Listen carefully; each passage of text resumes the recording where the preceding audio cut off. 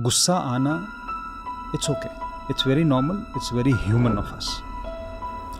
लेकिन अगर हमारा गुस्सा जो है वो हमारी इंटेलिजेंस को कंट्रोल करने लगे, that's a problem. Over thinking is not about having multiple thoughts, over thinking is about having those same thoughts multiple times. हमारा जो ब्रेन है ना वो लॉजिक समझता है, उसको ऐसे ही बोल दो ये कर लो, नहीं तो फिर उसको अंधविश्वास बोलेंगे लोग।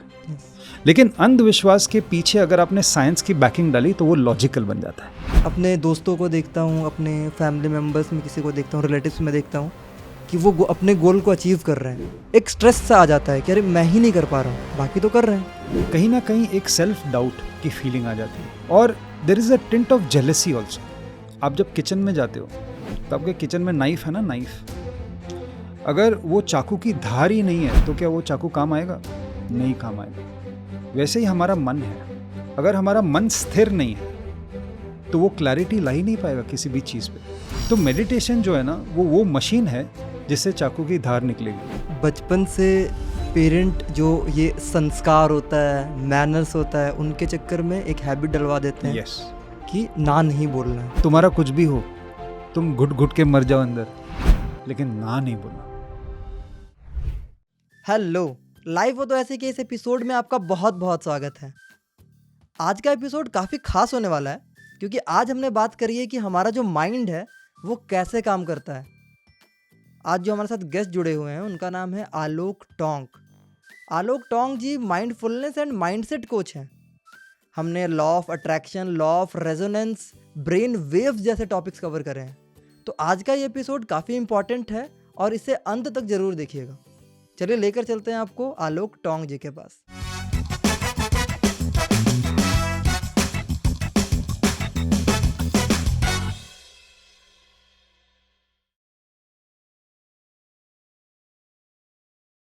आप लाइफ कोच हैं, लाइफ कोचिंग देते हैं। हाँ जी। तो आपको क्या लगता है कि लाइफ कोचिंग की ज़रूरत क्यों है लोगों को? अगर मैं अपने फादर से पूछूं क्या आपके टाइम पे लाइफ कोचेस होते थे, वो बोलेंगे नहीं होते थे। तो क्या पहले के लोगों को इतनी प्रॉब्लम ही नहीं थी, या फिर पहले लाइफ कोचेस ही नहीं थे इतने, या फिर कुछ तो ऐसे फैक्टर्स होंगे जो अभी के जनरेशन में हैं, कहीं ना कहीं लाइफ जीने का तरीका नहीं आ रहा है और उसको सिखाने के लिए लाइफ कोचेस की ज़रूरत है। ये बहुत अच्छा सवाल पूछा आपने कृष्णा। अगर आप देखो हमारे भारत को देखो, ऐसा नहीं है कि लाइफ कोचिंग अभी है, पहले नहीं थी। सबसे पहले हमारे यहाँ पे गुरुकुल सिस्टम हुआ करता था, जहाँ पे एक गुरु हुआ करते थे और वो बच्चों को सिखा देते, है ना। और वो जो लर्निंग होती थी, वो जो करिकुलम फॉलो होता था, वो एक होलिस्टिक करिकुलम होता था। You know, it used to cover everything. It's not only subjects, लेकिन आपको खुद को कैसे संभालना है, आपके मन को कैसे संभालना है, दुनियादारी, वो सारा कुछ वो गुरु सिखाते थे। लेकिन over a period of time हमें भी पता है कि इंडिया की हिस्ट्री कैसी रही है। इतने इन्वेजन्स हुए, नई नई चीज़ें यहाँ पे डाली गई, और एक तरह से देखा जाए तो this was a very systematic disruption of the education system. हमारे इंडिया का जो होलिस्टिक एजुकेशन सिस्टम था ना, फिर वो होलिस्टिक से बहुत ही वो खोखला एजुकेशन सिस्टम हो गया। मतलब मैं अगर खोखला बोलूँ, मतलब how do I explain that is that there is particular subjects that you have to focus on, जैसे इंग्लिश, मैथ्स वगैरह वगैरह वगैरह, इस पे फोकस करना है। फिर senior K G, you know, first standard, second standard, third standard, ऐसे करके आप प्रोग्रेस करते हो। लेकिन इसमें हो क्या गया कि हम अननोइंगली सिर्फ एक प्रोसेस को फॉलो करने लगे, लेकिन हम वो सोल, जो उसका जो सोल था ना, उसको कहीं ना कहीं हमने लूज़ कर दिया। और ये जो एजुकेशन सिस्टम जो है, ये हमें बाहर की दुनिया को समझने की, संभालने की प्रोविजंस देता है, लेकिन अंदर की दुनिया को संभालने की प्रोविजंस कहाँ है? वो सब चली गई over a period of time. दूसरी चीज़, जब भी हम कोचिंग की बात करते हैं, ये जो कोचिंग शब्द है ना, ये स्पोर्ट्स में यूज़ किया जाता है। जैसे आपके स्विमिंग के कोच होते हैं, क्रिकेट के कोच होते हैं, बास्केटबॉल के कोच होते हैं, कबड्डी के कोच होते हैं, है ना। लेकिन एजुकेशन में अगर आप देखो तो टीचर्स होते हैं, यस, गुरु होते हैं, टीचर्स होते हैं, गाइड्स होते हैं, है ना। लेकिन ये जो कोचिंग वाला जो कॉम्बिनेशन है, लाइफ और कोचिंग, ये जो कॉम्बिनेशन है ना, ये वेस्ट से आया है। तो वहाँ पे कुछ जो महारथी हैं, जो बहुत अच्छे अच्छे कोच हैं, उन्होंने शुरू किया कि लाइफ कोचिंग, हम लाइफ में भी कोचिंग दे सकते हैं वैसे। फिर वो धीरे धीरे वेस्ट टू ईस्ट वो ट्रैवल हुआ है। ऐसा नहीं है कि पहले प्रॉब्लम्स नहीं थे, पहले भी प्रॉब्लम्स थे, लेकिन तभी एक्सेसिबिलिटी नहीं थी। क्योंकि ऐसा लगता था कि क्या सब लोग गुरु बन सकते हैं क्या, क्या सब लोग कोच बन सकते हैं क्या सब लोग टीचर्स बन सकते हैं क्या। क्योंकि हमें कहीं ना कहीं खुद पे भी सेल्फ डाउट होता है कि मैं खुद की लाइफ संभाल नहीं पा रहा हूँ, है ना, दूसरे को मैं क्या गाइड करूँगा। लेकिन over a period of time Krishna क्या हुआ है कि एक एक्सेसिबिलिटी आने लगी। जैसे आपने ट्रेन द ट्रेनर नाम के प्रोग्राम सुने होंगे, कोचेस को प्रोड्यूस और मैन्युफैक्चर करने वाले आपने काफ़ी सारे प्रोग्राम सुने होंगे, जहाँ पे वो सिस्टमैटिकली बताते हैं कि अगर आपको कोच बनना है तो आपको क्या करना है। This is step number 1, this is step number 2, this is step number 3। अपने आप को आप पहले जानो, सेल्फ अवेयरनेस, आपके स्वॉट एनालिसिस, आपकी डिफ़िकल्टीज क्या रही है, how did you overcome those challenges, how did you come from 0 to 10। तो ये जब ये एक प्रूवन पाथ और एक्सेसिबिलिटी आ जाती है तो काफ़ी लोग उसको फॉलो भी करने लगते हैं। सो आज के ज़माने में अगर आप देखो, in these 20s that we are living in, the 21st century that we are living in, there is accessibility. किसी भी चीज़ को जब भी आप एक्सेसिबल बना देते हो तो सब लोगों का इंटरेस्ट जागता है कि हाँ, ये भी पॉसिबल है क्या, मैं भी कोचिंग कर सकता हूँ क्या, मैं भी कोच बन सकता हूँ क्या।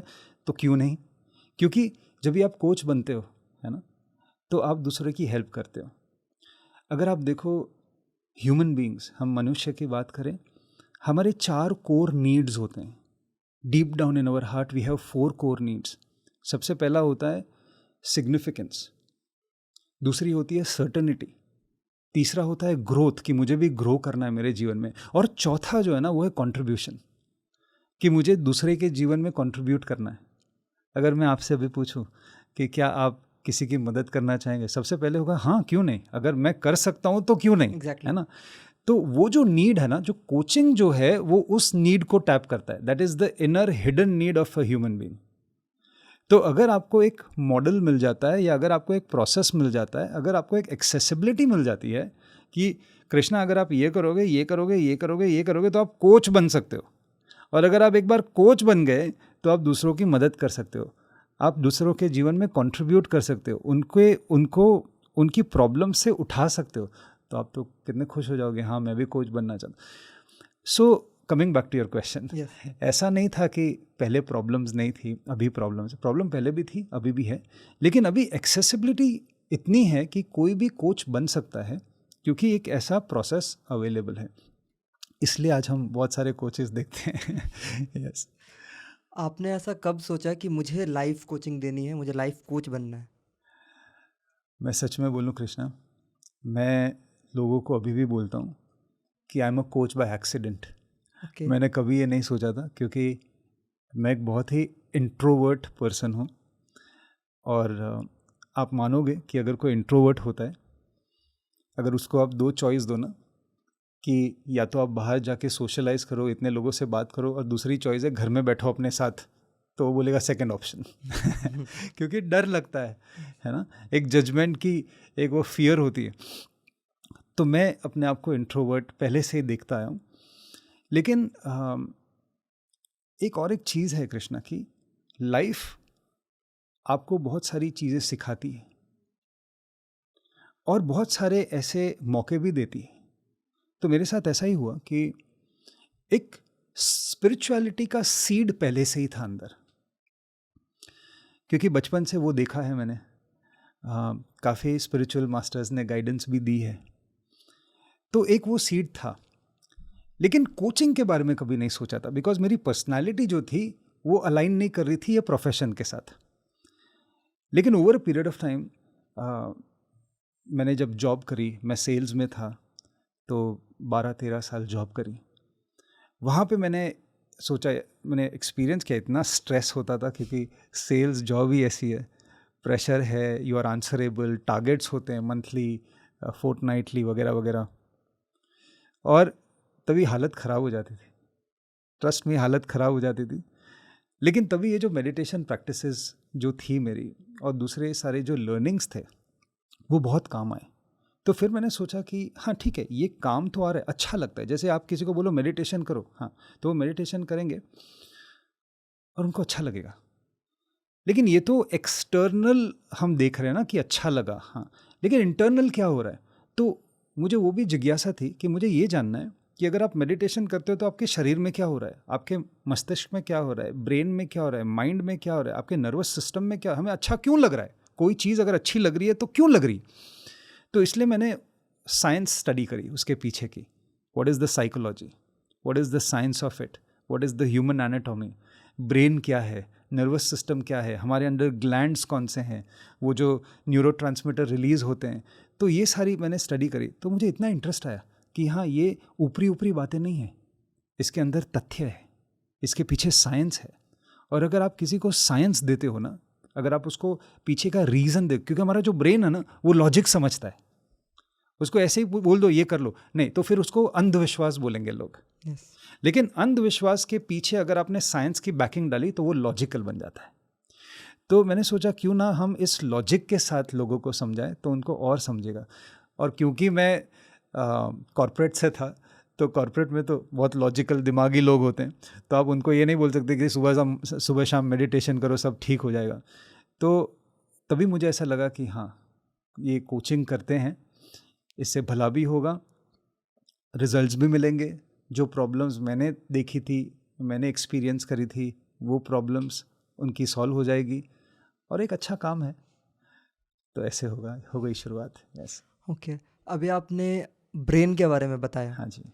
तो इससे मुझे एक क्वेश्चन याद आया हाँ। कि ब्रेन वेव्स मैंने पढ़ा था, कुछ डेल्टा गामा वेव्स होते हैं ब्रेन में, ये एग्जैक्टली क्या है, ब्रेन वेव्स क्या है?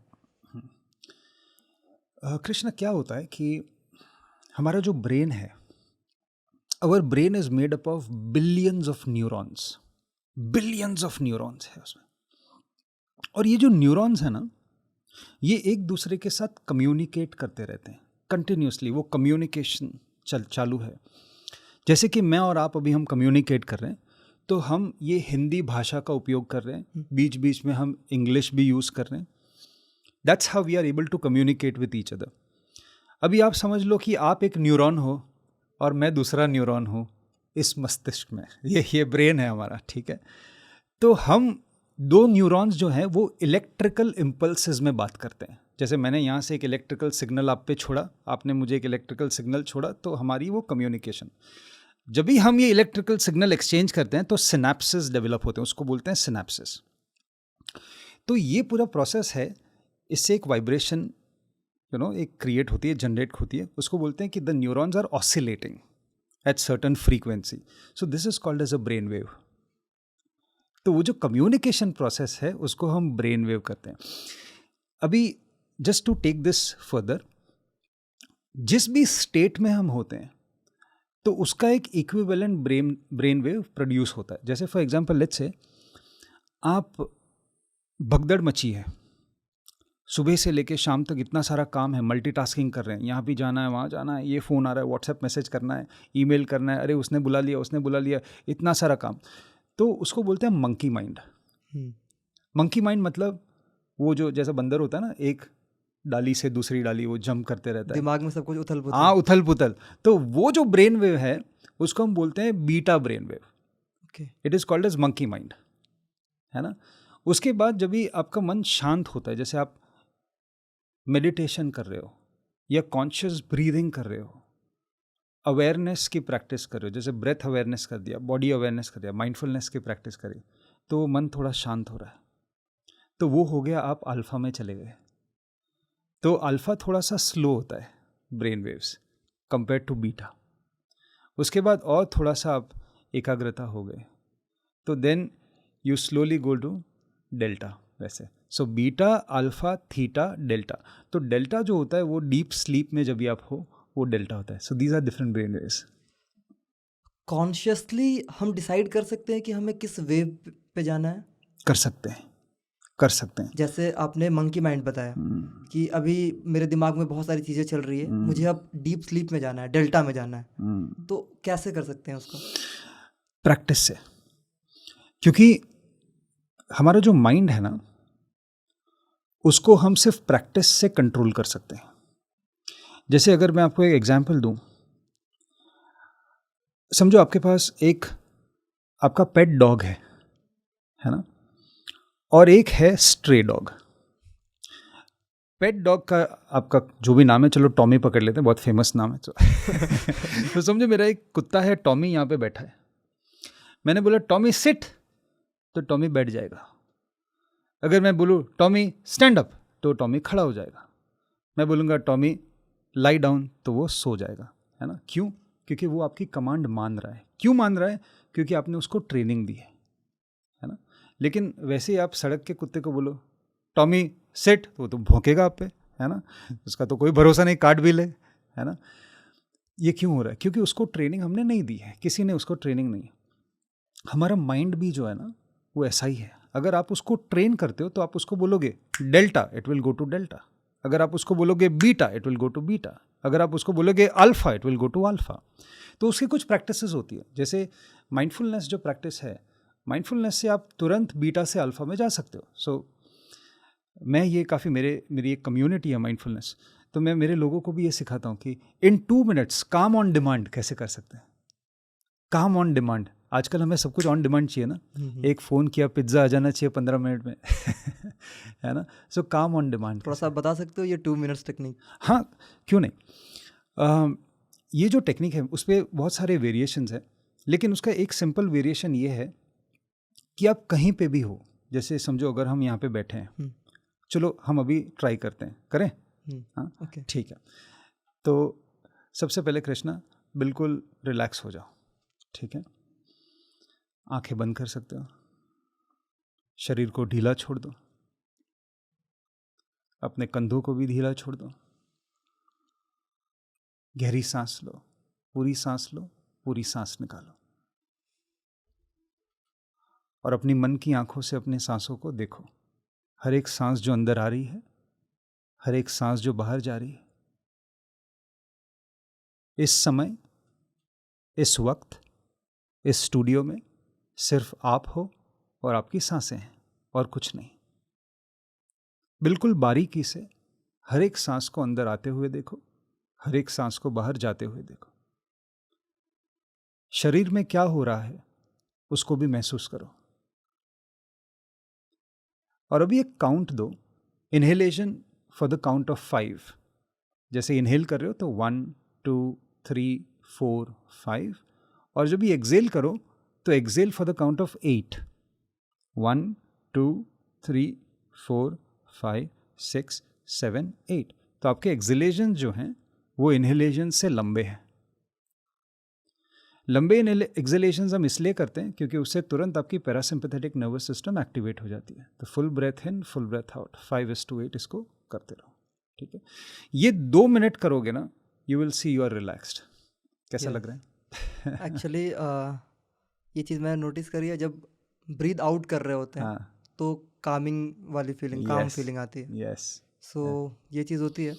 और दूसरी चीज़ मैंने नोटिस करी कि अभी जो मेरे मन में चल रहा था कि अभी आप बैठे हो, बहुत सारी चीज़ें XYZ दुनियादारी, तो उससे भी टेम्पररी कुछ सेकंड्स के लिए कट ऑफ हो गया। सो या मंकी माइंड से काम माइंड। ये जो आपने बोली चीज़ कि जब भी हम मेडिटेशन करते भी हैं, अच्छा हुआ आपने ये टॉपिक लाया बीच में कि जब भी मैं मेडिटेशन कर रहा था तो बहुत सारी चीज़ें मुझे ध्यान में आ रही थी। और ये होगा, और ये दिक्कत बहुत लोगों को होती है कि वो मेडिटेशन करने बैठते हैं और मेडिटेशन करने के बाद जब भी उठते हैं उनको लगता है कि मैं मेडिटेशन करने बैठा था या सोचने बैठा था, क्योंकि मैं मेडिटेट कर रहा हूँ, यहाँ भी ध्यान जा रहा है, वहाँ भी ध्यान जा रहा है। तो एक प्रैक्टिस जो है वो बुद्धिज़्म में जो हम सतिपथाना, जो माइंडफुलनेस की हम बात करते हैं, उसमें ये कहा गया है कि जब जब आपका मन विचलित होता है, जब जब आपका मन कहीं और चले जाता है, तो उसको वापस लेके आओ अपने ब्रेथ पे। यही प्रैक्टिस है। जैसे हम जिम जाते हैं ना, सोचो आप जिम जाओ, आपने हाथ में एक डंबल उठाया है, आप डंबल अगर ऐसे पकड़ के खड़े रह जाओ 15 मिनट के लिए, क्या आपके बाइसेप बन जाएंगे? नहीं। आपको क्या करना पड़ता है? Contraction, expansion, contraction, expansion. ये करने से आपके बाइसेप्स बनते हैं। So there is something called as mental contraction and expansion. Okay. So जब भी हमारा मन विचलित होता है ना, यहाँ वहाँ चले जाता है, दैट इज मेंटल एक्सपेंशन। लेकिन जब भी आप उसको वापस लेके आते हो ना, दैट इज मेंटल कॉन्ट्रैक्शन। तो आप जितनी बार वो एक्सपांड हो आप उसको कॉन्ट्रैक्ट करोगे, that's how you are building stronger mental muscles. इसी से रिलेटेड एक और क्वेश्चन है कि अभी आपने बताया ओवर थिंकिंग के बारे में, तो ऐसा बोला जाता है कि ओवर थिंकिंग कर रहे हो कोई बात नहीं, बिज़ी रखो अपने आप को, बिज़ी रखो, ओवर थिंक नहीं करोगे, फालतू की नहीं सोचोगे, ठीक है। लेकिन जब मेडिटेशन स्टार्ट करने लगा तो फिर बहुत बार ऐसे ख्याल आ रहे हैं कि कहीं ना कहीं मुझे ओवर थिंक करने का एक रीज़न मिल गया, क्योंकि अभी तो मैं खाली बैठना है मुझे, और मैं खाली बैठूंगा तो मेरे अंदर ख्याल आएंगे, ओवर थिंक करूँगा, फिर जो फियर एनजाइटी जो भी चीज़ें आ रही है ओवर थिंक करने के कारण, वो चीज़ें आनी शुरू हो जाएंगी। सो इसका क्या है, मतलब इसके बारे में थोड़ा बताइए। This is a very good question and thank you for asking this, because बहुत सारे, अगर हम ओवर थिंकिंग की बात करते हैं ना, बहुत सारे लोगों को ये दिक्कत है ओवर थिंकिंग की। देखो, अपने आप को बिजी रखना is like you are looking out for an escapism. आपको बिजी नहीं रखना है अपने आप को, क्योंकि बिजी रखना मतलब आप उस प्रॉब्लम से या उस एंग्जाइटी से, उस फियर से आप भाग रहे हो। हमें भागना नहीं है, क्योंकि कहीं ना कहीं तो उसको फेस तो करना ही होगा ना, है ना। ये आपको टेम्पररी रिलीफ मिलेगा। जैसे कि बहुत ओवर थिंकिंग हो रही है, बहुत टेंशन है, तो आपने क्या किया, नेटफ्लिक्स लगा लिया, चलो थोड़ा सा डिस्ट्रैक्शन हो गया, एक सीरीज़ देख ली, फिर बिंज वॉचिंग करोगे, है ना, टाइम वेस्ट हो रहा है। या तो स्विगी जोमेटो से कुछ मंगवा लिया, है ना, तो अगेन वो डिस्ट्रैक्शन, या अपने फ्रेंड से बात कर ली, या यहाँ चले गए वहाँ चले गए। तो टेम्पररी रिलैक्सेशन बोलते हैं, हाँ टेम्पररी रिलैक्सेशन मिल जाएगा आपको, लेकिन परमानेंट प्रॉब्लम सॉल्व नहीं होगी, क्योंकि आपको फेस तो करना ही है। तो मैं ये बोलूँगा कृष्णा कि अपने आप को बिजी मत रखो। आप एक काम करो, जब भी ओवर थिंक कर रहे हो, स्ट्रेस है, एंग्जाइटी है, जो भी है, isolate yourself. Step number 1, step number 1, isolate yourself. Take a paper and pen, okay, और आप लिख लो कि what is bothering you. Sorry to interrupt, Yeah. Is this the thought journaling जो आप बता रहे हो? It can be called as thought journaling, yes yes. आप लिख लो, नंबर 1, मुझे अभी क्या परेशानी है, what is actually taking up lot of my mental and emotional space, क्या है। अच्छा, मेरी एक मीटिंग है, अगर मीटिंग में कुछ ऐसा हो गया तो, वैसा हो गया तो, अगर वो मेरा बॉस आ गया तो, अच्छा ये है दिक्कत, इससे रिलेटेड ओवर थिंकिंग है, तो आप वो लिख लो, अच्छा ये प्रॉब्लम। अच्छा, कल मैंने उसको यार ऐसा बोल दिया था, मुझे नहीं बोलना चाहिए था यार, अभी वो मेरे बारे में क्या सोच रहा होगा, मैंने क्यों ही बोल दिया, है ना, वो इमोशन में मैंने चिल्ला भी दिया, अभी मुझे गिल्ट हो रहा है, रिग्रेट हो रहा है, वो ओवर थिंकिंग है, लिख लो, ठीक है। कुछ फाइनेंशियल प्रॉब्लम्स को लेकर ओवर थिंकिंग है, लिख लो। देखो, जब कभी भी आप इस मेंटल केओस, मैं उसको बोलता हूँ मेंटल केओस, मेंटल केओस को जब भी आप पेपर पे लाते हो ना, तो आपको और क्लैरिटी मिलती है कि हाँ okay, these are the thoughts. So basically अगर हम ओवर थिंकिंग की बात करें ना Krishna, over thinking is not about having multiple thoughts, over thinking is about having those same thoughts multiple times. That is what over thinking is. मतलब एक ही चीज़ है, वो आपको ट्रिगर कर रही है बार बार, तो आप उसी के बारे में सोचो। यू नो, रिसर्च ये कहता है कि दिन में हमें 70 to 80,000 थॉट्स आते हैं, 70 to 80,000, उसमें से 80 to 90% of the thoughts are the same. तो यही हो गया ओवर थिंकिंग, है ना। तो अभी जब भी आपने थॉट जर्नलिंग कर ली, आपने जब लिख लिया, उसके बाद एक एक को एनालाइज करो। अच्छा, ये जो फर्स्ट थॉट है जो मुझे परेशान कर रहा है पिछले एक हफ्ते से, इसके बारे में मैं क्या कर सकता हूँ, what is in my control, can I do something about it. जैसे कि समझो मेरा प्रेजेंटेशन है, और ये प्रेजेंटेशन मैं अच्छे से दे पाऊंगा कि नहीं, मैं कुछ भूल गया तो, मैं वहाँ पे ब्लैंक हो गया तो, फिर लोग क्या सोचेंगे मेरे बारे में, तो उसको बोलते हैं हम परफॉर्मेंस एंग्जाइटी, कि मुझे परफॉर्मेंस एंग्जाइटी हो रही है ना। सो मैं उसके बारे में क्या कर सकता हूँ, आई कैन प्रिपेयर। मेरे हाथ में क्या है, मेरे हाथ में तो वही है ना कि मैं प्रिपरेशन करूँ, बाकी तो मेरे हाथ में नहीं है। तो जितना मैं प्रिपरेशन करूँगा उतना मेरा कॉन्फिडेंस बढ़ेगा, जितना मेरा कॉन्फिडेंस बढ़ेगा उतनी ओवर थिंकिंग कम हो जाएगी। ये ओसीडीज जो होते हैं, ये कहीं ना कहीं ओवर थिंकिंग ही बढ़ बढ़कर ओसीडी बन जाता है, फिर ओसीडी कम्प्लीटली डिफरेंट है। ओसीडी डिफरेंट है, हम उसको थोड़े से कुछ उसके एरियाज ओवरलैपिंग होते हैं, लेकिन it's a different medical condition all together. OCD में ये होता है कि आपका जो ब्रेन स्ट्रक्चर है ना, वो अलग है, क्योंकि ब्रेन स्ट्रक्चर बहुत ही कॉम्प्लेक्स है। जिस हिसाब से एक थॉट दूसरे थॉट में वो पास ऑन होता है, जैसे न्यूरॉन्स कम्युनिकेट करते हैं, कुछ केमिकल्स रिलीज होते हैं, नहीं होते। तो जिसको ओसीडी है तो वहाँ पे थोड़ा सा स्ट्रक्चरल चेंज है, उसके वजह से होता है, तो वहाँ पे हो जाता है कंपल्सिवनेस। ओसीडी वालों को अगर आप देखोगे ना, उनको एक कंपल्सिवनेस होता है कि अगर वो देखते हैं कि अरे वहाँ पे ना वो दीवार पे एक दाग है, तो बार बार उनका मन वो दीवार पे जाएगा कि मुझे वो साफ़ करना है, मुझे वो साफ़ करना है, मुझे वो साफ़ करना है, मुझे वो साफ़। जब तक वो साफ़ नहीं करेंगे ना, तब तक उनका मन बेचैन रहेगा। लेकिन जैसे उन्होंने वो साफ़ कर दिया ना, तो मन बोलेगा अच्छा दाग तो वहाँ पे भी है, उसका क्या, तो अच्छा मुझे वो साफ़ करना है, मुझे वो साफ़ एग्जैक्टली। तो वो एक बेचैन ऐसी एक कंपल्सिवनेस होता है। या तो अगर आपके फ़ोन पे मैसेज आया, तो आपका मन बोलेगा अरे उसको रिप्लाई कर, रिप्लाई कर, रिप्लाई कर। आप बोलोगे अरे वो इम्पोर्टेंट नहीं है। तो ओसीडी में ये होता है कि आपको ऐसा लगता है कि मेरे अंदर कोई है जो मुझे कंट्रोल कर रहा है। एग्जैक्टली। तो आपको ऐसा लगता है कि दिस इज सो डिफिकल्ट, मैं जी नहीं पा रहा हूँ, मेरे जीवन का कंट्रोल मेरे पास है ही नहीं। तो वो ओसीडी में वो कंपल्सिवनेस आ जाती है। तो this is different, over thinking is different, but yes there is some overlapping. Coming back to meditation, meditation को लेकर एक मिथ है यूथ्स में, कोई 18 साल से 30-35 साल, इस एज के सेक्टर की बात करूँ मैं, तो उनको लगता है कि पहला कि ये लोग ना, जो धार्मिक लोग, बहुत एक्सट्रीम धार्मिक जो बाबाज होते हैं, वो करते हैं मेडिटेशन, उनके लिए बना है ये मेडिटेशन, ये हमारे लिए नहीं है, पहली चीज़। और दूसरी चीज़ ये है कि उनको ये भी लगता है कहीं ना कहीं पे कि ये चीज़ करने से कहीं ना कहीं मैं दुनिया से कट ऑफ कर रहा हूँ, कहीं ना कहीं मैं, ऐसा लग रहा है कि मैं एक अलग ही डिफरेंट सा दिख रहा हूँ और बाकी लोग एंजॉय कर रहे हैं, पार्टीज़ कर रहे हैं, और मैं मेडिटेशन में चला जाऊँगा। तो ये चीज़ें हैं यूथ में कहीं ना कहीं। तो इस पे हाँ जी कृष्णा, मैं पूरी तरह से सहमत हूँ आपने जो बोला ना, क्योंकि ये एक नरेटिव सेट किया गया है। एक बार आप रिटायर हो जाते हो ना, रिटायर होने के बाद का काम है ये सब, ये मेडिटेशन, ये सब करना, अरे ये रिटायरमेंट के बाद का काम है। मैं आपको सिंपल सा एक सवाल पूछता हूँ, ठीक है? अगर आपको कोई बेसबॉल फील्ड में भेजे, बेसबॉल, मैं बेसबॉल इसलिए बोल रहा हूँ क्योंकि यहाँ पे बेसबॉल नहीं खेला जाता, मैं क्रिकेट नहीं बोल रहा हूँ क्योंकि क्रिकेट गली गली में खेला जाता है। अगर आपको कोई बेसबॉल फील्ड में भेजे, ठीक है, लेकिन आपको रूल्स ना बताए कि कृष्णा ये लो, ये बैट है, ये बॉल है, जाओ खेलो, तो खेल पाओगे? नहीं, कहीं पे तो बॉल चोट लगेगी ये। या मैं अगर आपको कोई रेसलिंग वो रिंग में भेजे, लेकिन आपको कोई बोले नहीं कि रूल्स क्या है, मार खा के आओगे, है ना? तो देखो, मेडिटेशन जो है ना, that is one, in a way it is a rule of life, because when you meditate it gives you lot of clarity. सबसे पहले तो मैं ये मिथ ब्रेक करना चाहता हूँ कि meditation has nothing to do with religion, meditation has nothing to do with spirituality. Meditation is a process to fine tune your mental faculties, as simple as that. जैसे कि आप जब किचन में जाते हो तो आपके किचन में नाइफ है ना, नाइफ, अगर वो चाकू की धार ही नहीं है तो क्या वो चाकू काम आएगा? नहीं काम आएगा।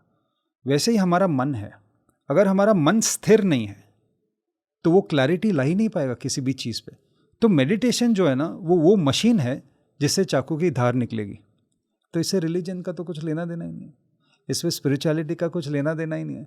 ये तो आप खुद को शार्पर और स्ट्रॉन्गर बनाने के लिए मेडिटेशन करते हो। जैसे कि एक स्टूडेंट है, अगर आप स्टूडेंट की बात करो, स्टूडेंट के लिए क्या इंपॉर्टेंट होता है? फोकस इंपॉर्टेंट होता है, मेमोरी इंपॉर्टेंट होती है ना? अगर वो फोकस कर सकता है, अगर वो मेमोरी अच्छी कर सकता है, then he will be an excellent student, yes और नो? तो meditation will help them to achieve that. अगर एक वर्किंग प्रोफेशनल की आप बात करते हो, वर्किंग प्रोफेशनल के लिए क्या इम्पॉर्टेंट होता है? कि वो प्रोडक्टिव रहे, फोकस्ड रहे, काम अच्छे से कर पाए, मिस्टेक्स ज़्यादा ना करें, क्रिएटिव थिंकिंग कर सके, आउट ऑफ द बॉक्स कर सके, ये सारी चीज़ें। तो ये मेडिटेशन आपको हेल्प करेगा।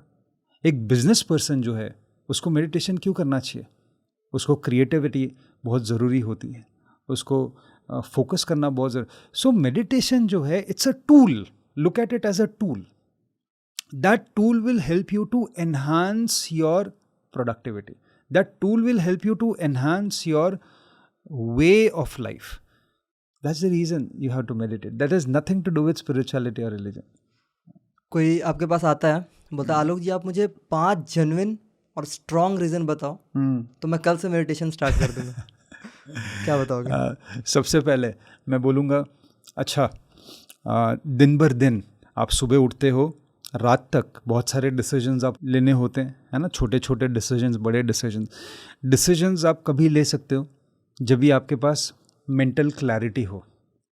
कई बार हम डिसीजंस नहीं लेते क्योंकि हमें we are in the state of confusion, है ना।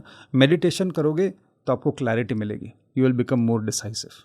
Okay, number 2, if you are experiencing stress, if you are experiencing anxiety, तो मेडिटेशन जो है वो इंस्टेंटली आपको वो इमोशनल स्टेबिलिटी दे देगी, इसलिए आपको मेडिटेशन करना है।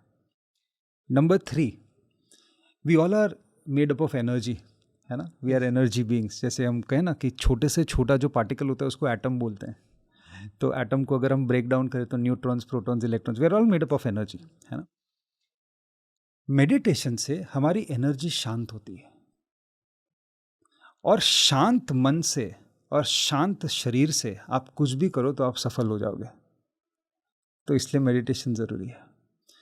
मेडिटेशन करने से आपकी नींद अच्छी होती है, क्योंकि somewhere when you meditate you are training your mind to have a better sleep pattern. So अगर आपको अच्छी नींद चाहिए तो आपको मेडिटेशन करना है। और 5वीं चीज़ मैं ये बोलूँगा कि if you really are looking for spiritual growth तो मेडिटेशन करना है, क्योंकि see spirituality is nothing but the first part of spirituality is spirit, right. Spirit से spirituality, and we have, see, what is the core of us? It's spirit, right? We are not the body. We have heard that it's not the body, we are the spirit. तो जब भी हम spirituality की बात करते हैं, it's more about knowing who you are. आप हो कौन, आपका पर्पस क्या है, what are you here for, what are you doing, why are you getting up every single day, ये इतने भागदौड़ क्यों मचा रहे हो, what is this happening. Once you know more about yourself, what I am good at, what comes naturally to me, मुझे क्या अच्छा लगता है क्या नहीं, it's called a self awareness. तो meditation will also help you to become more self aware, and once you are more self aware automatically you will start rising in terms of spiritual aspect as well. So ये 5 reason है, इसके अलावा और भी है लेकिन ये 5 है। ये 5 है। 2 टर्म्स हैं, law of attraction, law of resonance. तो मैं चाहूँगा आप इन दोनों टर्म्स को एक्सप्लेन करें। पहले लॉ ऑफ अट्रैक्शन। बहुत खतरनाक सवाल पूछा है आपने। मैं ये इसलिए बोल रहा हूँ क्योंकि देखो, लॉ ऑफ अट्रैक्शन जो है ना, सबका अलग अलग तरीका होता है इसको समझाने का, लेकिन मुझे कहीं ना कहीं ऐसा लगता है कि इसको बहुत मिसयूज़ किया जाता है आजकल, इसको बहुत ही मिस्टिफाई किया गया है। वो म्यूज़िक चला के, वो वीडियोस दिखा के, एक बंदा ऐसा बैठा है आंख बंद करके कुछ सोचता है, दुम आ जाता है। ऐसे थोड़ी होता है लॉ ऑफ अट्रैक्शन। और बहुत सारी रीजंस है जिसके वजह से मिसगाइड हो रहा है, ठीक है। मेरा मानना ये है कि law of attraction is incomplete without understanding the importance of law of resonance. Both are connected and if you really want law of attraction to work for you, you will have to understand law of resonance. Okay? इसको अगर हम दूसरे तरीके से देखें तो हम इसको ये भी बोल सकते हैं कि law of attraction is a push strategy and law of resonance is a pull strategy. It's a push and pull. Okay, अभी इसको सिंप्लीफाई करते हैं। लॉ ऑफ अट्रैक्शन, देखो बेसिकली ये अट्रैक्शन वर्ड जो है ना, ये थोड़ा सा मिस्टिसिज्म क्रिएट करता है कि मैं यहाँ बैठा बैठा सब कुछ अट्रैक्ट करूँगा मेरे पास। तो मज़ा आता है ना लोगों को, मैं यहाँ बैठा, मुझे हाथ पैर कुछ नहीं हिलाने, सब मेरे पास आ जाएगा, तो कितना मज़ा आ जाएगा, है ना। ये लॉ ऑफ अट्रैक्शन, इसलिए मज़ा आता है लोगों को। लेकिन लॉ ऑफ अट्रैक्शन को हम ऐसे भी समझ सकते हैं कि it is more about creation. अगर आप छोटी छोटी चीज़ें आपके जीवन में क्रिएट कर सकते हो तो वही प्रिंसिपल्स इंप्लीमेंट करके आप बड़ी चीज़ें भी क्रिएट कर सकते हो। Basic law remains the same. But having said that, जैसे आप देखो काफ़ी लोग ये बोलते हैं लॉ ऑफ अट्रैक्शन में क्या है कि you bring clarity in terms of what you want. सबसे पहली चीज़ लोग बोलते हैं क्लैरिटी, कि अगर आपके पास, हाँ, एंड दैट्स वेरी इंपॉर्टेंट, कि क्लैरिटी नहीं होगी तो आपको पता ही नहीं चलेगा मुझे चाहिए क्या, है ना। दूसरी चीज़ पॉजिटिव माइंडसेट। आप पॉजिटिवली सोचो उसके बारे में, विजुलाइज करो, एफर्म करो, है कि नहीं? यही आपने भी सुना होगा। तो क्लैरिटी लाओ, विजुलाइज करो, एफर्म करो, ये सारी चीज़ें। और बाद में लोग ये भी बोलते हैं कि एक्शन लो, ठीक है, वो भी ज़रूरी है। लेकिन लॉ ऑफ रेजोनेंस जो है ना, वो मेन पार्ट है। एक बहुत ही ब्यूटीफुल सेइंग है that you don't get what you want, you get what you become. You don't get what you want, you get what you become. इसका मतलब ये है, सिंपल सी मैं आपको एक एग्जांपल देता हूं ताकि आप इजीली लोग समझ पाएं इसको। दो बंदे हैं, पप्पू और गप्पू, ठीक है, अच्छे नाम लगे मुझे इसलिए ले लिया। चलो, पप्पू और गप्पू दोनों एक ऑर्गेनाइजेशन में काम करते हैं, ठीक है, और दोनों एक ही लेवल पे है, समझो एग्जीक्यूटिव लेवल पे है, ठीक है। दोनों को चाहिए प्रमोशन। पप्पू बोलता है मुझे भी प्रमोशन चाहिए, गप्पू बोलता है मुझे भी प्रमोशन चाहिए, ठीक है। अभी पप्पू जो है वो क्या करता है, वो लॉ ऑफ अट्रैक्शन प्रैक्टिस करता है कि मुझे मैनेजर बनना है, मुझे मैनेजर बनना है, मुझे मैनेजर बनना है, ठीक है। पूरी शिद्दत से लॉ ऑफ अट्रैक्शन की किताबें पढ़ ली उसने, वीडियोस देख ली, सीक्रेट भी पढ़ ली, सब कुछ पढ़ लिया, ठीक है। और फिर रोज़ विजुलाइज कर रहा है, रोज़ विजुलाइज कर रहा है, रोज़ विजुलाइज कर रहा है, मुझे ये मैनेजर बना है। उसके बाद रोज़ एफर्मेशन भी कर रहा है, बिकम अ मैनेजर है, बिकम अ मैनेजर है, बिकम अ मैनेजर है, बिकम अ। और जो गप्पू है ना, वो क्या करता है पता है, ये सब तो कर ही रहा है वो, लेकिन उसके साथ वो एक एडिशनल चीज़ करता है। वो ये समझता है कि मुझे मैनेजर रोल वहाँ पे जाने के लिए रिक्वायरमेंट्स क्या है, मेरी जो ऑर्गेनाइजेशन है, जो मैनेजमेंट है, उसको कैसा कैंडिडेट चाहिए वो पोजीशन के लिए। वो कैंडिडेट के पास लीडरशिप क्वालिटीज़ होनी चाहिए, वो बहुत ही अच्छे कम्युनिकेटर होना चाहिए, उसके पास ये स्किल सेट्स होनी चाहिए, उसके पास ये कॉम्पिटेंसी होनी चाहिए। वो ये पूरी लिस्ट बना के वो अपने आप में वो ढालता है, अपने आप को वो उस हिसाब से बनाता है। उसका मतलब क्या हुआ, he is becoming deserving for that, he is becoming what he is trying to achieve in his life, right? So of course he is having a positive mindset, of course he is doing his affirmation, of course visualization, वो सारा कुछ कर रहा है, लेकिन उसके साथ साथ he is taking action and he is making himself worthy of it. तो भी आप ही सोच लो, समझो कृष्णा, अगर आप वो ऑर्गेनाइजेशन के वीपी हो, ठीक है, और आपके पास पप्पू और गप्पू है सामने, आप देख रहे हो कि पप्पू तो बहुत अच्छा है ना, अच्छी बातें करता है, पॉजिटिव भी है, विजुलाइजेशन, लेकिन गप्पू जो है वो डिजर्विंग है क्योंकि उसके पास ऑलरेडी उसने वो क्वालिटीज डेवलप करी है ये वाले पोजीशन के लिए। तो आप किसको चुनोगे? गप्पू ऑब्वियसली। हो गया ना लॉ ऑफ अट्रैक्शन, तो उसने मैनिफेस्ट कर लिया अपने जीवन में।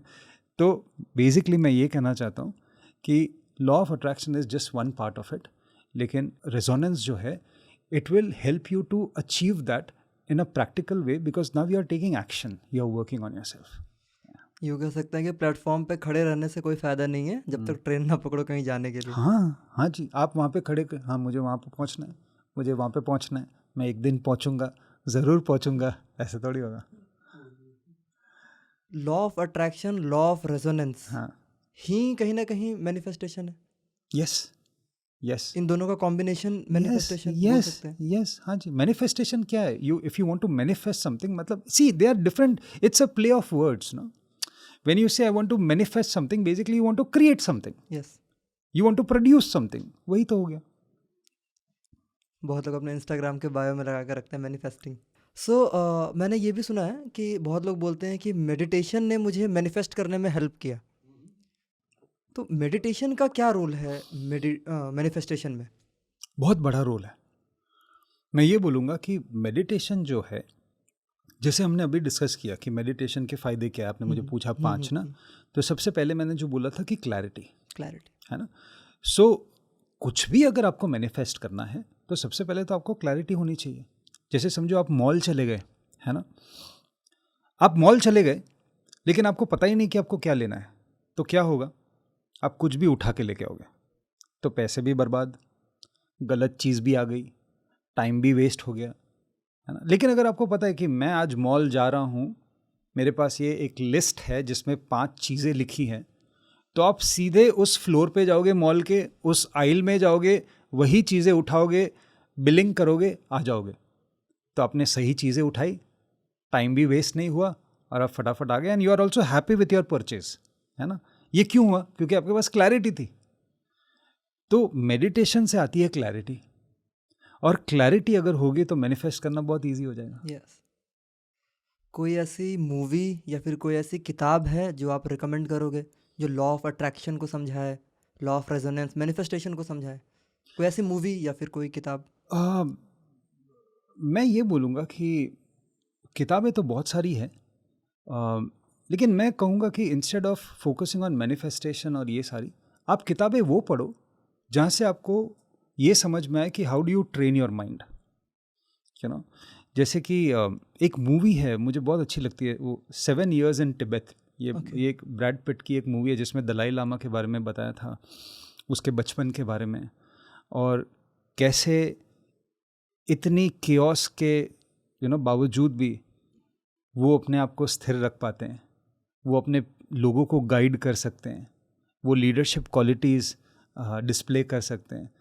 This is the power of meditation and this is the power of mental stability. I think वो मूवी सबको देखनी चाहिए, इट्स वेरी इंस्पिरेशनल। ओके। अभी आपने सर, हमने बात करी ब्रेन वेव्स के बारे में, बात करी थी हमने।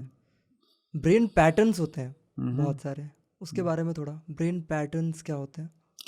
ब्रेन पैटर्न्स मतलब किस कॉन्टेक्स्ट में आप पूछ रहे हैं? जैसे अल्फा बीटा, हाँ, जो है वो ये ब्रेन वेव्स हो गए। वेव्स है, तो कुछ पर्टिकुलर पैटर्न्स भी होते हैं ब्रेन के? पैटर्न होते हैं, हम ये बोल सकते हैं it can be thought patterns. Okay. Thought patterns मतलब ये है कि you can also call it as habits. क्योंकि है ना, हर चीज़ जो है ये बहुत इंटरेस्टिंग है Krishna. Human beings are creatures of habit, yes और नो। एक बार अगर हमें कोई हैबिट पड़ जाती है, हम बना लेते हैं, then we keep on doing that for the rest of our life. जैसे कि आप इमोशंस को देख लो, emotions are also habit. Yes. जैसे आप जानते होंगे ऐसे लोग कि कितना भी अच्छा हो जाए उनके जीवन में फिर भी रोते ही रहते हैं है ना। फिर आप ऐसे भी लोगों को जानते होंगे जिनके जीवन में इतनी कठिनाई है फिर भी वो पॉजिटिव रहते हैं। So this is called as a mental pattern, कि आप कौन से पैटर्न को अपने जीवन में स्ट्रेंथन करना चाहते हो, कि कुछ भी हो जाए मैं देखूंगा कि इसमें पॉजिटिव क्या है, कुछ भी हो जाए मैं देखूंगा सल्यूशन कैसे निकल सकता है, कुछ भी हो जाए मैं देखूंगा कि मैं इसमें से क्या सीख सकता हूं। So this is called as cognitive pattern, कि which pattern I am trying to develop and build. Okay. Habit की बात हो ही रही है, तो एक बहुत ही ज़्यादा पॉपुलर टर्म है 21 डेज में कोई भी हैबिट हम चेंज कर सकते हैं। आप बिलीव करते हो इस पर? हाँ, not specifically 21, it can be 20 also. ऐसा नहीं है कि हाँ मैंने 20 डेज के लिए किया, मैंने 21st डे को नहीं किया इसलिए मेरा हैबिट नहीं बना सो ऐसा नहीं है। It can be 20, it can be 15, it can be 25, it can be 30। So number, it is not about 21 to be particular, क्योंकि ऐसा भी हो सकता है कि 21 डेज के लिए कुछ किया लेकिन उसके बाद नहीं किया और हैबिट बनी ही नहीं, तो ऐसा भी।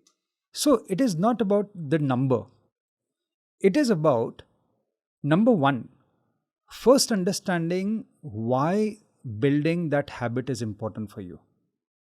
सबसे important वो है ना। जैसे कि हम ये बात कर लें कि I want to build a habit to get up early in the morning and to go for a run. Yes. है ना। चलो, अगर एक बंदा है, अगर आप उसको बोलो कि next 21 days तक तुम्हें सुबह उठना है 5:30 बजे और जॉगिंग के लिए जाना है, तो बोलेगा ठीक है। तो वो रोज़ उठ रहा है, जा रहा है, आ रहा है, रोज़ उठ रहा है, जा रहा है, आ रहा है। लेकिन अगर वो कन्विंस्ड नहीं है कि मुझे ये क्यों करना है, तो वो 21 क्या, उसको 51 डे करवा दो, उसके बाद भी वो नहीं उठेगा, है ना। सो हैबिट बिल्डिंग में सबसे पहले आता है understanding your why. You need to build that conviction that why is this important for me. जैसे हैबिट की अगर आप बात कर लो तो I need to eat healthy, चलो वो हैबिट कर लो, I need to eat healthy, है ना। क्यों खाना है हेल्दी? अगर मैं हेल्दी नहीं खाऊंगा तो 10 साल के बाद क्या होगा मेरी हेल्थ के बारे में, 20 साल के बाद क्या होगा। So conviction is number 1। Number 2 is building a routine, क्योंकि अगर आप एक रूटीन बनाते हो ना तो वो एक आप मसल मेमोरी क्रिएट करते हो अपने बॉडी में, कि वो एक पैटर्न बन जाता है, you know. Then your mind always looks forward to that pattern. अच्छा मैंने ये किया है, अब इसके बाद ये करना है, इसके बाद ये करना है, वैसे। तो एक पैटर्न बन जाता है। तो सबसे पहले कन्विक्शन, फिर आता है रूटीन, और इस हिसाब से you can build consistency and that's how you build habit. Life related situation से वापस चलते हैं। हाँ जी। The art of saying no कितना इम्पोर्टेंट है, पहला। दूसरा ये कि हमने देखा है ये चीज़ कि बहुत लोगों को ऐसा लगता है, अरे ना कैसे बोल सकते हैं, मतलब इतना बड़ा पाप हो जाएगा ना बोल दूंगा तो। और कहीं ना कहीं इनडायरेक्टली प्रेशराइज्ड भी होते हैं वो लोग कि ना नहीं करें। तो इसके ऊपर थोड़ा। ना बोलना बहुत ज़रूरी है। प्रॉब्लम क्या है पता है कृष्णा, कि बचपन से हमें ये सिखाया गया है कि किसी को ना नहीं बोलना है। कल्चरली सिखाया गया। कल्चरली सिखा गया कि अगर आप ना बोलते हो तो तुम गंदे बच्चे हो, तुमने ना कैसे बोल दिया, है ना। जैसे कि अगर आप पढ़ाई कर रहे हो, आपकी एग्जाम्स आ रही है, आप पढ़ाई कर रहे हो, अगर किसी ने आके बोला अरे बेटा वो लेके आना, चलो मेरे साथ चलो, यहाँ पे जाना है, और आपने बोला नहीं नहीं मैं अभी बिजी हूँ, तो आपको बोला जाएगा अरे ना बोल दिया, वो तो बड़े हैं, बड़ों को ना नहीं बोलते, जाओ। ठीक है। तो ऐसे जो हमारी सोशल कंडीशनिंग होती है ना, इसके वजह से हम ये सारी चीज़ें सीखते हैं। Again we come back to we are creatures of habit. तो ये हमारी एक हैबिट फॉर्म हो गई कि मुझे ना नहीं बोलना। फिर आप बड़े भी हो जाते हो तो इतने ट्रॉमा, इतने स्ट्रेस, इतनी टॉक्सिसिटी हो रही है घर में, फैमिली में, काम पे, लेकिन आप ना नहीं बोल पाते। जैसे कई बार ऐसा होता है कि मैं जब भी 1-on-1s भी करता हूँ इतने सारे लोगों के साथ, तो हाल ही का एक इंसिडेंट है, मैं बात कर रहा था किसी से, तो उन्होंने बोला कि आलोक इतना प्रेशर है, इतना स्ट्रेस है काम का। तो मैंने बोला क्या हुआ, क्या काम का स्ट्रेस बताओ। तो बोल रहे थे कि सुबह मैं जाता हूँ 8:30 बजे मैं पहुँच जाता हूँ, रात को निकलते निकलते 9 बज जाते हैं, क्योंकि मेरे बॉस जो हैं वो लेट आते हैं। मैं तो 8:30 बजे पहुँच जाता हूँ, वो आते हैं 12 बजे। वो 12 बजे आते हैं तो वो बैठते हैं लेट तक, और अगर मैं निकलूँ जल्दी तो उनको ऐसा लगेगा कि अरे ये तो जल्दी निकल रहा है, तो फिर वो मेरे बारे में क्या सोचेंगे। और फिर क्योंकि वो लेट आते हैं, उनकी डिपेंडेंसी होती है मुझ पे, और मुझे बहुत सारी चीज़ें उनको देनी होती है, तो मुझे भी बैठना पड़ता है लेट तक। तो मैंने बोला सुनो, तुम्हारा ड्यूरेशन क्या है काम का। उन्होंने बोला 9 घंटे, 9 साढ़े 9 घंटे। तो फिर आप क्यों खींच रहे हो 11 घंटे, क्यों खींच रहे हो 12 घंटे? वाई कांट यू से नो? आप क्यों उनको नहीं बोल रहे हो कि मैं तो सुबह 8:30 से बैठा हूँ, आप आओ ना जल्दी, आप आ जाओ 11 बजे, आप मुझे एक दिन पहले बता दो ताकि मैं वो सारा कुछ रेडी रखूँ आपके लिए। तो बोल रहे कि नहीं फिर मैं कैसे बोलूँ, क्योंकि वो कहीं ना कहीं वो हिचकिचाहट होती है, वो मेरे बारे में क्या सोचेंगे। फिर जब ये अप्रेजल का टाइम आएगा तो ये सारी चीज़ें वो बोलेंगे कि तुम तो बैठते नहीं हो, तुम तो ये कर। सो ये जो डर है कृष्णा, ये डर है, इसलिए हम नो नहीं बोलते। लेकिन मैं एक चीज़ कहना चाहता हूँ, if you say yes, yes, yes, yes, yes, yes to everyone, you are saying no, no, no, no, no, no to yourself. Yes. और अगर खुद को तुम ना ही बोलोगे ना, हमेशा टूट जाओगे, बहुत स्ट्रेस होगा। तो बचपन से पेरेंट जो ये संस्कार होता है, मैनर्स होता है, उनके चक्कर में एक हैबिट डलवा देते हैं yes. कि ना नहीं बोलना, ना नहीं बोलना और ये हैबिट डेवलप होते होते आगे तक चले जाती है। तुम्हारा कुछ भी हो, तुम घुट घुट के मर जाओ अंदर, लेकिन ना नहीं बोलना। ना नहीं बोल। ऐसे ही स्कूल्स में होता है ना, टीचर्स भी समझ में आया, हाँ आ गया, सर हिला दिया, कुछ भी नहीं आया समझ में, बट हाँ आ गया समझ में। एक हाँ बोलने की आदत ही हो गई है, रिफ्लेक्शन में हाँ बोल रहे हैं। और एक ही चीज़ अगर दूसरी बार पूछी तो टीचर गुस्सा हो जाती है, तुम्हें समझ में नहीं आता क्या, तो तुम्हारी बेइज्जती हो गई ना लोगों के सामने। तो उसके डर से आप पूछते नहीं हो कि हाँ सबको समझ में आ गया, मुझे ही नहीं है, हाँ ठीक है मुझे समझ में आ गया। तो वो भी है, ये चीज़ है। दूसरी एक और सोशल इश्यूज पे ही बात कर रहे हैं अभी फ़िलहाल। टॉक्सिसिटी जो वर्ड है आजकल, तो इंस्टाग्राम पे हैशटैग टॉक्सिक और टॉक्सिसिटी भी ट्रेंड कर रहा है। सो टॉक्सिक वर्ड का मेरे अकॉर्डिंग, मैं बता रहा हूँ, correct me if I am wrong, कि डेफिनेशन कोई पर्टिकुलर होना नहीं चाहिए। क्योंकि मैं आपके साथ कुछ गलत कर रहा हूँ तो मैं आपके लिए टॉक्सिक हूँ, लेकिन मैं बाकी सबके साथ बहुत अच्छा हूँ। तो एक पर्सन के लिए तो टॉक्सिक वर्ड से उसको तो नहीं बता दिया कि एक टॉक्सिक है। तो उस पर थोड़ा सा कुछ। आपने बिल्कुल सही चीज़ कही कृष्णा। अगर आप किसी को भी जाओ, किसी के पास जाओ और उसको पूछो आप टॉक्सिक हो क्या, तो वो ऐसा बोलेगा हाँ मैं टॉक्सिक हूँ। कोई नहीं बोलेगा, कोई नहीं बोलेगा। मतलब अगर एक ऐसा इंसान जो है जिससे पूरी दुनिया त्रस्त है, अगर उसको भी जाके पूछो आप टॉक्सिक हो, बोले नहीं मैं थोड़ा, किसने बोला मैं टॉक्सिक हूँ, मैं टॉक्सिक था। तो ये जो टॉक्सिसिटी की हम जो बात करते हैं, this is our way of labelling that person. Basically हम कब लेबल करते हैं कि वो टॉक्सिक है या नहीं, जब भी हमें वो व्यक्ति समझ में नहीं आता, या अगर हमारे काम में वो टांग अड़ा रहा है, या हमें वो किसी भी तरह रिस्ट्रिक्ट कर रहा है, जीने नहीं दे रहा है ना, तब हम बोलते हैं कि I am losing my freedom. It can be my communication freedom, it can be my work freedom, it can be any kind. So whenever I feel that I'm cornered, I'm feeling claustrophobic because of this person's presence, तो हम बोलते हैं ये toxic है. It can be your boss, it can be your colleague, it can be your client, it can be someone from the family, it can be your partner, कोई भी हो सकता है. Even the environment. Even the environment. Environment तो लोगों से ही बनता है ना, तो अल्टीमेटली तो वो लोग ही हो गए. तो हम अगर आप एक ऑफिस की बात कर लो तो लोग बोलते हैं ये ऑफिस में ना इट्स अ टॉक्सिक कल्चर, लेकिन अगर सिर्फ दीवारें हैं और पेंट है, टेबल कुर्सी है, तो थोड़ी टॉक्सिक है. वहाँ पे तो जब लोग आए, व्यवहार ऐसा होने लगा, तब जाके वो टॉक्सिक हुआ ना. एग्जैक्टली. जब भी लोग वर्क फ्रॉम होम कर रहे हैं तो थोड़ी टॉक्सिक है, नहीं. जब भी ऑफिस में आते हैं तब टॉक्सिक हो जाता है. तो कोई पर्टिकुलर डेफिनेशन नहीं है टॉक्सिसिटी का. हाँ, particular definition in the sense, if you are feeling uncomfortable because of someone else's actions, behaviors, treatments, that is what makes you feel toxic, that the person is toxic.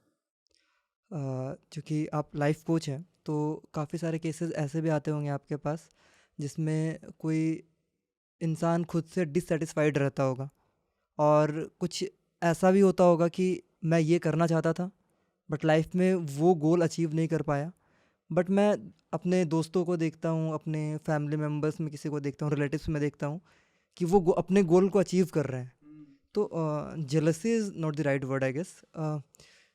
एक stress सा आ जाता है कि अरे मैं ही नहीं कर पा रहा हूँ, बाकी तो कर रहे हैं. तो ऐसा कभी कोई केस आया? काफ़ी सारे ऐसे केसेस आए जहाँ पे मैं आपको एक रीसेंट केस बताता हूँ. मैं एक व्यक्ति से बात कर रहा था और उसने मुझे यही बोला कि आलोक, बहुत प्रेशर फील होता है जब भी मैं वीकेंड्स पे मेरे दोस्तों के साथ मिलता हूँ, जब भी हम वीकेंड पे गेट टुगेदर करते हैं, क्योंकि सब लोग अलग अलग ऑर्गेनाइजेशन में हैं, कोई कहीं पे है, कोई कहीं पे, लेकिन हम बचपन के फ्रेंड्स हैं तो मिलते हैं. तो वो हम मिल तो रहे हैं वीकेंड सेलिब्रेट करने के लिए, एंजॉय करने के लिए, लेकिन जब मिलते हैं तो बातें होती हैं.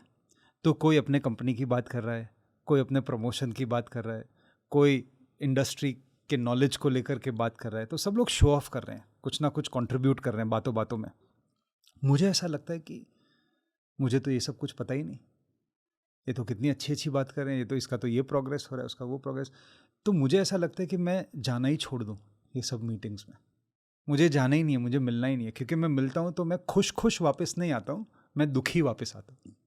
तो मुझे भी कभी ऐसा लगने लगता है कि शायद I am not making that kind of progress और I am not successful. So yes, ये होता है. सो बेसिकली कहीं ना कहीं एक सेल्फ डाउट की फीलिंग आ जाती है, और there is a tint of jealousy also, वो भी आ जाता है. और over a period of time अगर आप इसको एड्रेस ना करो तो it will break your self esteem, it will lower your self confidence, और सामने वाला इंसान भी अच्छा नहीं लगेगा, फिर आप उसको अवॉइड करने लगोगे. सो यस, लेकिन मैं ये बोलूँगा कि ये एडवाइस जो है वो थोड़ी सी थियोरेटिकल लगेगी, लेकिन never compare your self with others. और काफ़ी लोगों ने ये सुना होगा, इसमें नया क्या है आलोक, है ना.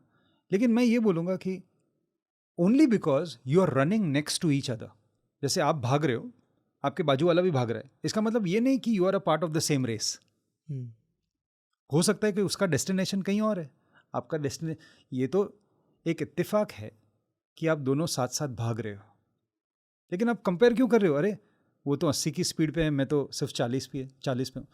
जैसे सिंपल सी बात है, अगर मैं आपको पूछूँ आप ये हाईवे पे ड्राइव कर रहे हो तो आप ये बोलोगे कि अरे वो तो 100 की स्पीड पे जा रहा है, मैं तो सिर्फ let me speed up. No, वो 100 पे जाए, जाने दो, मैं 50 पे जा रहा हूँ, मुझे क्यों कंपेयर करना है? उसको शायद जल्दी पहुँचना है, मुझे कोई घाई नहीं है ना? तो कंपेयर करने का कोई मतलब नहीं है। हैविंग सेड दैट, इसको हम पॉजिटिवली कैसे देखें ये सिचुएशन को? There is something called as conscious comparison.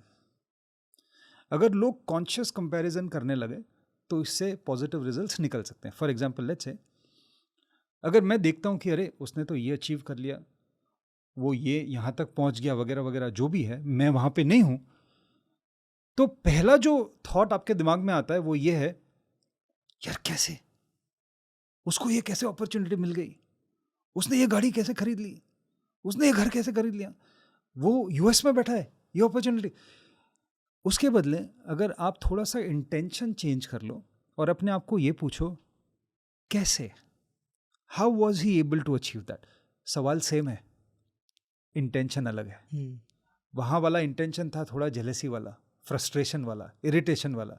यहाँ पे जो इंटेंशन है वो क्यूरियोसिटी वाला है। तो आप थोड़े से क्यूरियस हो, अच्छा उसने ऐसा क्या किया जो उसको ये प्रमोशन मिला, उसने ऐसा क्या किया होगा, तो वहाँ से आपको लर्निंग मिलती है कि हाँ अच्छा उसने ये किया था, चलो मैं भी कर सकता हूँ। तो comparison is not always bad, but if you consciously compare you can learn something from it. Anger management, आजकल जैसे जैसे जनरेशन आगे बढ़ रहा है तो कहीं ना कहीं इस चीज़ की कमी है लोगों में। इसके कारण रिलेशनशिप, फ्रेंडशिप, रिश्तों में खटास, ये सारी चीज़ों का एक बहुत मेजर कारण है एंगर मैनेज ना कर पाना। तो इससे कैसे डील करना चाहिए? कि आ जाता है गुस्सा, तो कहीं ना कहीं आ जाता है, और कहीं ना कहीं मेडिटेशन इसमें कैसे अपना इनपुट दे यूजफुल सकता हो सकता है। या हाँ, देखो सबसे पहले तो ये समझते हैं कि जब भी हम एंगर की बात करें, एंगर इज एन इमोशन, है ना? तो गुस्सा आना, it's okay, it's very normal, it's very human of us. लेकिन अगर हमारा गुस्सा जो है वो हमारी इंटेलिजेंस को कंट्रोल करने लगे, दैट्स अ प्रॉब्लम। क्योंकि अगर आप उस एंग्री स्टेट में, एंगर के स्टेट में अगर आप ऐसा कुछ बोल दो, कुछ कर दो जिसके वजह से आपको गिल्ट और रिग्रेट हो लेटर, या आप अपने रिलेशनशिप का ही नाश कर दो, होता है ना, क्रैक्स हो जाते हैं, फिर वो चीज़ को लोग सालों तक पकड़ के रखते हैं कि उसने मेरे साथ ऐसा किया था, ऐसा बिहेव किया था। तो ये मैनेज करना ज़रूरी है।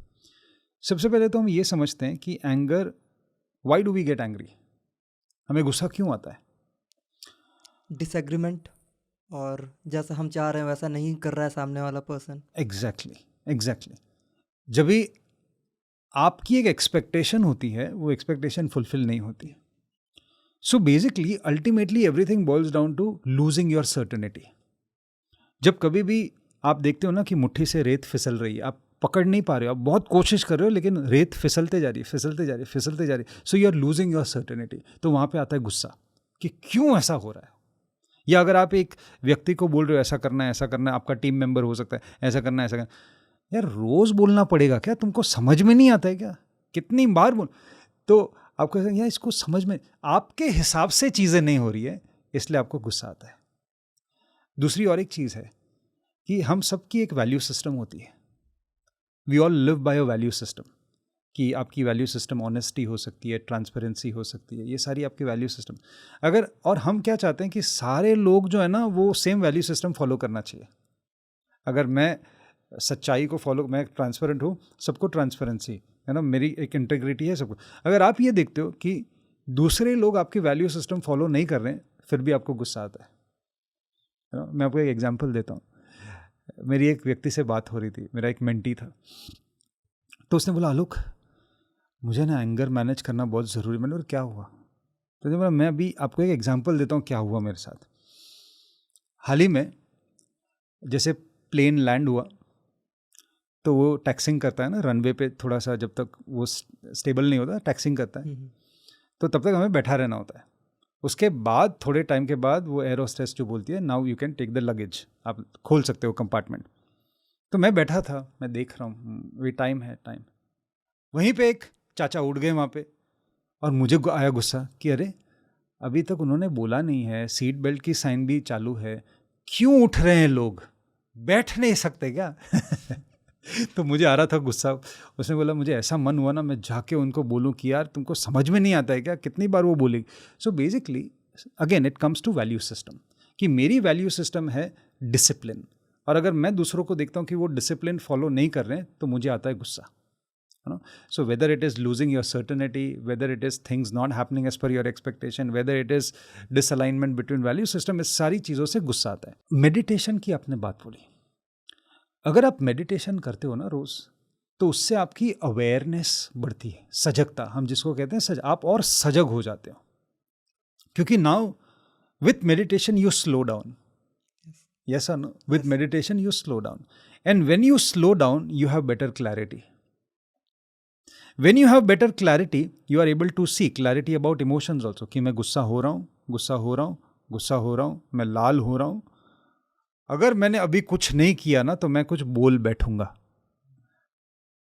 So, if you are able to see it, you can control it. If you are able to see it, you can manage it. तो उस हिसाब से आप एंगर मैनेज कर सकते हो विथ अवेयरनेस। ओके, लेकिन एक टिप मैं देना चाहूँगा एंगर मैनेजमेंट की। It is called as 10 second rule. Okay, जब कभी भी आपको बहुत गुस्सा आ रहा है, अगर आप एक कॉन्वर्जेशन में हो या किसी ने कुछ बोल दिया ऐसा या कोई ट्रिगर आप हो गए, तो तभी अगर आपको दिख रहा है कि आप बहुत गुस्सा हो रहा है, you are about to lose your cool, 15 second के लिए, 10 से 15 सेकेंड के लिए बिल्कुल चुप, कुछ मत बोलना। 10 से 15, कितना भी मन हो, कितना भी कंपल्सिवनेस हो, लेकिन मुंह नहीं खोलना। इसको कहते हैं हम 10 सेकेंड रूल। तो इससे क्या होता है कि आपके जो इमोशंस है ना, वो धीरे धीरे वो सर्ज नीचे आ जाता है, इट ड्रॉप्स डाउन। इसके पीछे साइंटिफिक रीज़न ये है कि हमारा जो शरीर है ना, ये पूरा एक केमिकल फैक्ट्री है। बहुत सारे केमिकल्स इसमें पैदा होते हैं। जब भी हम स्ट्रेस की बात करते हैं, एंगर की बात करते हैं, एंग्जाइटी की बात करते हैं, तो एड्रेनलिन, नॉर एड्रेनलिन, कॉर्टिजोल, ये सारे कुछ न्यूरोट्रांसमीटर्स होते हैं, हार्मोन्स होते हैं, वो हमारे ब्लड स्ट्रीम में रिलीज होते हैं। जब ये बहुत गुस्सा आता है ना, तो न्यूरोट्रांसमीटर्स हैं हमारे ब्लड स्ट्रीम में। तो रिसर्च कहती है कि ये न्यूरोट्रांसमीटर्स जो हैं वो हमारे ब्लड स्ट्रीम में 6, 7 या 8 सेकेंड के लिए रहते हैं, उसके बाद वो सर्ज नीचे आता है। तो अगर 10 सेकंड के लिए चुप बैठ गए ना, कुछ नहीं किया, कितना भी कोई किसने ट्रिगर कर दिया 10 सेकंड के लिए, तो ऑटोमेटिकली आप शांत हो जाओगे। उसके बाद you will be able to think more clearly, है ना। 10 सेकंड के लिए, 15 सेकंड के लिए, उसके बाद आप सोचो, अच्छा ठीक है, उसने मेरे साथ ऐसा किया, ऐसा ये बात करी, ऐसे ट्रिगर किया, तो मैं भी उसका जवाब कैसे दूं। तो उसके बाद आप सोचो। लेकिन जब भी आप गुस्से में हो ना, तभी आप सोच नहीं पाओगे। When emotions are high, intelligence is low. Okay, so हमने आज काफ़ी टॉपिक्स पे बात करें। वैसे टॉपिक्स भी जिस पे बात होती नहीं है या फिर लोग करते नहीं है, करना चाहते नहीं है, वॉट एवर इट इज़। अगर मैं, ये फाइनल क्वेश्चन है, अगर मैं आपसे पूछूं कि 1 या 2 लाइन में आप बताओ कि लाइफ हो तो कैसी, एक इंसान को लाइफ कैसे जीनी चाहिए, लाइफ हो तो कैसी, तो आप क्या बताओगे? लाइफ हो तो कैसी, मैं बोलूँगा कृष्णा कि लाइफ तो जैसी होने वाली है वो वैसी होने वाली है। हम लाइफ को डिफाइन नहीं कर सकते, लेकिन मैं ये बोलूँगा मन हो तो कैसा। ठीक है, लाइफ तो जैसी है वो वैसी है, मन हो तो कैसा, कीचड़ में कमल के फूल जैसा। जो स्थिर है, जो अपने आप पे कीचड़ लगने नहीं देता, और आजू बाजू कीचड़ होने के बावजूद भी वो बहुत सुंदरता से वहाँ पे है। और मेडिटेशन से आप कमल रूपी मन को अपने अंदर बना सकते हैं, खिला सकते हैं, चाहे वातावरण में आसपास कितने भी कीचड़ हो। यस, और वो होने ही वाला है। या ठीक है सर, बहुत बहुत धन्यवाद आपका। बहुत अच्छा कॉन्वर्सेशन रहा। आई होप इससे जो हमारे ऑडियंस है उसको भी फ़ायदा होगा। मुझे पर्सनली भी बहुत कुछ जानने और सीखने को मिला है। Thank you so much. Thank you very much for having me here. Thank you very much. तो ये थी हमारी बातचीत आलोक टोंग जी के साथ। आलोक जी ने हमें बताया कि मेडिटेशन के पीछे का साइंस क्या है और मेडिटेशन करना क्यों ज़रूरी है। उन्होंने ये भी बताया कि एंगर को कैसे मैनेज करें और एंगर मैनेजमेंट क्यों इम्पॉर्टेंट है। साथ ही साथ उन्होंने ये भी बताया कि ना बोलना कितना इम्पॉर्टेंट है। बट फिलहाल इम्पॉर्टेंट ये भी है कि आप हमें हाँ करें, हमें यानी पीएमसी हिंदी को।